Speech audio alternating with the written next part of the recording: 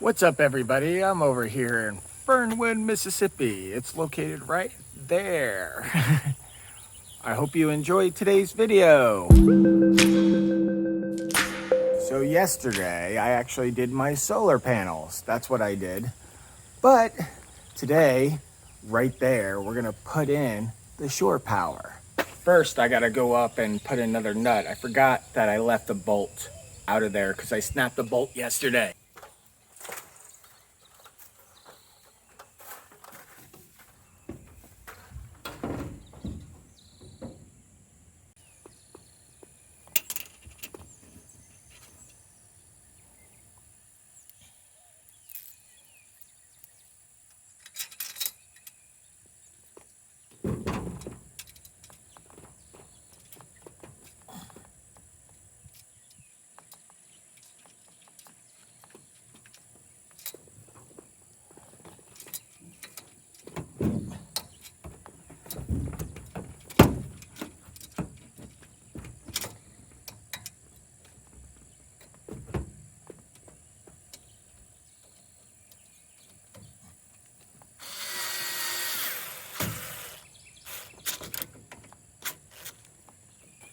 Now, yesterday, I did try over-tightening it. That was one problem, and I snapped that bolt right there. So now I got a new bolt there. We'll see how that works. But now, that cable housing is still drying because it needs to dry for like 4 days or something like that. So we'll see what happens. So this is how, I guess, unskilled I am. I went to take out the hole saw, and it says, for use with an arbor 2L or 6L. I have no idea what that is. I had to Google it. Now I'm gonna go back to Lowe's to get one of those things. And it's gonna be another $12 or something like that. Man, all this stuff is costing me money. So, what I'm gonna do is get that. And then after that, then I'll drill the hole in the side of the van, and then I'll put the shore power in there. So I'm back here at Lowe's. I've been here like 20 times now. I'm getting sick of it. It's a 2L right there. I think that's the one. And that's expensive. So after all that has happened, I bought that hole saw for 11 bucks, and now I gotta have this arbor for $21. Kind of expensive. Now this sucks. First of all, the birds are yelling, but what happened today? I went to buy this for this saw, and this doesn't fit. I think someone switched this. So now I have to go back to Lowe's. All right, here we go. We're at the last time I'm going to Lowe's today. I'm telling you, I hate this place. But we gotta exchange those bits and that hole saw. I hope it works. So I did exchange it right now. We're gonna go back to the hole saw section. Okay, we're down here in the bits again, the hole saws. And we're gonna look at this rack right here, see if we can find something. Thank God I remembered my glasses. So I just found this Craftsman here. This is only $13.48. It's cheaper than both those things I bought together. And it does have the bit in it, so that's good. We're gonna use this one, I think. It's always hard for me to find what I'm looking for in Lowe's. Home Depot is set up so much nicer. I'm like trying to hunt down. I saw someone with polyfoam insulation, and I'm trying to find it in here. I know there's an aisle full of insulation, but it was bales of insulation. I didn't see polyfoam. Well, this is polyfoam right here. I don't see a price on it, or if they're moving it somewhere, because they have it on two freaking forklifts here.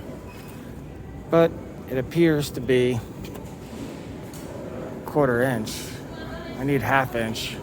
It's gotta be down this aisle. Now I just see bales and bales and bales. I don't see any sheets yet. Found it. Let's see, styrofoam's that. I don't know if that's the price there, but then you have $10.98 for what looks like 1/4 inch. I don't see 1/2 inch yet. So 1/2 inch is down there and it's $13.63 it looks like. I'd like to do the floors right now, but I can't find a good price on that wood. I want to go to Home Depot first to see if I could get good 1/2 inch wood for the floor. So we got the Craftsman and a receipt. Hopefully this hole saw works and we'll hole saw through the wall of my van. So right now I'm walking through the property here at the Fernwood Haunted House. And in the distance there, you could see a burn pile. All this stuff over there is gonna be lit on fire. But since we're looking for wood, and then there's some wood back there, we're gonna measure some stuff to see if we could use any of that wood to build our bed. When I say our bed, I mean me and the voices in my head. After looking at these bunk beds that are out here, you see, I could use that for like legs maybe, but I mean like that's a 1x4 for each step. But what I'm looking at is these, because this headboard and that headboard both have those posts. And if I could pry them off tonight, those could be the posts to my bed. And then just put some plywood on top, which a sheet of plywood, yeah, that's gonna cost me money, but at least I'm getting 4 legs for free. Wow, that went right in.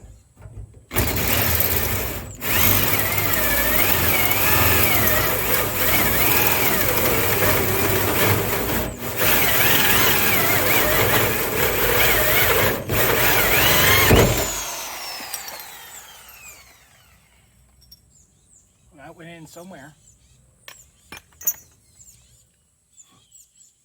And we went through 1 layer. But we have space. Let me keep them going. Where did we last leave?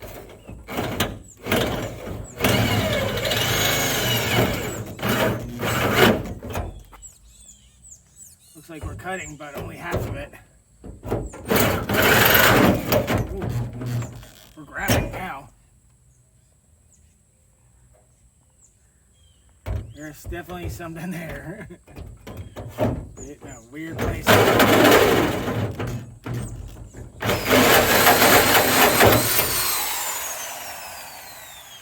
Through 2 levels, we breached. Now we got this. And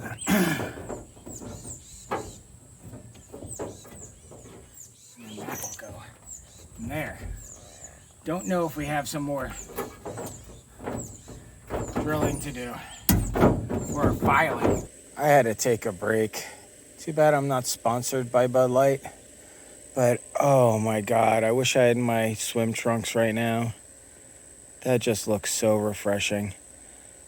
The real feel is about 98 degrees, so I'm waiting for the sun to hit behind the clouds or the trees, and I'm gonna continue work. But enjoy this view right now. Now this is nowhere near attractive, but this is where the plug has come through.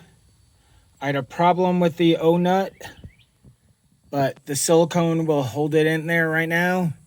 And then there's the plug that will, the outside shore power will come in, and I'm gonna connect it to the no-coat charger and stuff like that. See, outside plug is right here, and it's silicone there on the gasket and the plug itself, and silicone to the van.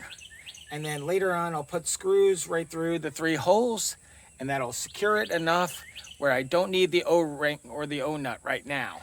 And then later on in my journeys, I will cut that metal apart and then actually put the O-ring on. But I don't need to do that right now. Most of the time, I just need it watertight and I need it there. See, right now I'm wiring up my Rich 20 amp MPPT controller right now. And you can see I have a beer right there because, oh my God, it's so hot right now. So the next thing is to connect the solar wires right there to it. But I'm going to wait till the dark because there's still a charge coming to them right now. And my hands are so sweaty, plus the beer condensation. I know every one of you out there would like to see a video of me, like, shocked. I know it's going to happen one day. I mean, heck, I just routed 110 at 15 amps through the wall of my van. I'm hoping that those wires are grounded properly. One day I'm going to get shocked. You could hear fireworks in the background, but right there to the left, you can see that my MPPT controller is hung up. And next thing is to hook in the wires to the battery, negative and positive. But, you know, I'm going to hook it up to those bridges, those distribution things, because it needs to be in front of the shunt so I could see what the charging is. We'll see what happens, or I will die. So since people are lighting off fireworks, you get this burning smell, and every time I'm hooking up the solar controller, I think, oh my God, what's happening? Okay, one thing that kind of concerns me is I hooked the controller to the battery, and the battery quit again. I'm sure it's the BMS.